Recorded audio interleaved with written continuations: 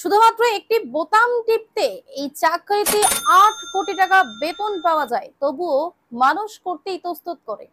আপনি কি এমন কোন জায়গায় চাকরি করার কল্পনা করতে পারেন যেখানে আশেপাশে কোনো মানুষ নেই, মোবাইল সিগন্যাল নেই, ইন্টারনেটও চলে না এবং আপনি শুধু সমুদ্রের আওয়াজ শুনতে পান? যদিও কাজের জায়গায় আপনাকে শুধু একটি বোতাম টিপতে হবে এবং এটাই আপনার কাজ, পাশাপাশি এর জন্য আপনি কোটি কোটি টাকা পাবেন। তাহলে আপনি বলবেন যে এমনটা কিভাবে সম্ভব? বিস্তারিত জেনে নিন। যদি এটা শুনতে সহজ মনে হলেও এটি অত্যন্ত কঠিন একটি কাজ। আমরা লাইট হাউস কিপারের চাকরির কথা বলছি। এর জন্য আপনি বছরে 8 থেকে 10 কোটি টাকা আয় করতে পারবেন।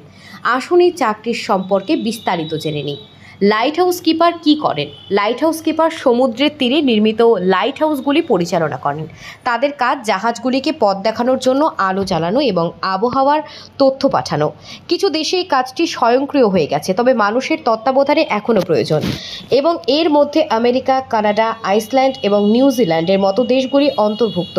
মিশরের আলেকজান্দ্রিয়া বন্দরে ফারোস দ্বীপের আলেকজান্দ্রিয়া লাইট হাউসের কিপারকেও একই ধরনের কাজ করতে হয়। তাহলে আসুন এবার তাদের কাজ সম্পর্কে জেনে নিই। জাহাজগুলিকে পথ দেখানোর জন্য আলো জ্বালানো এবং সেগুলি রক্ষণাবেক্ষণ করা, আবহাওয়ার তথ্য পাঠানো, কোনো জরুরি পরিস্থিতিতে তাৎক্ষণিক প্রক্রিয়া জানানো। কেন এই চাকরি এত কঠিন? এই কাজটি শারীরিকভাবে নয়, বরং মানসিকভাবে কঠিন বলে মনে করা হয়। আসুন জেনে নিই একজন মানুষকে মানসিকভাবে কী কী চ্যালেঞ্জের সম্মুখীন হতে হয়। এখানে মানুষকে মাসের পর মাস একা থাকতে হয়।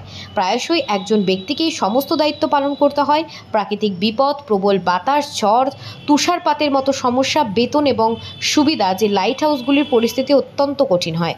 সেখানে বছরে 80 লক্ষ থেকে 8 থেকে 10 কোটি টাকা পর্যন্ত বেতন যায়। এছাড়াও থাকার জায়গা, খাবার এবং স্বাস্থ্যসেবা, শান্ত এবং প্রাকৃতিক পরিবেশ পাওয়া যায়।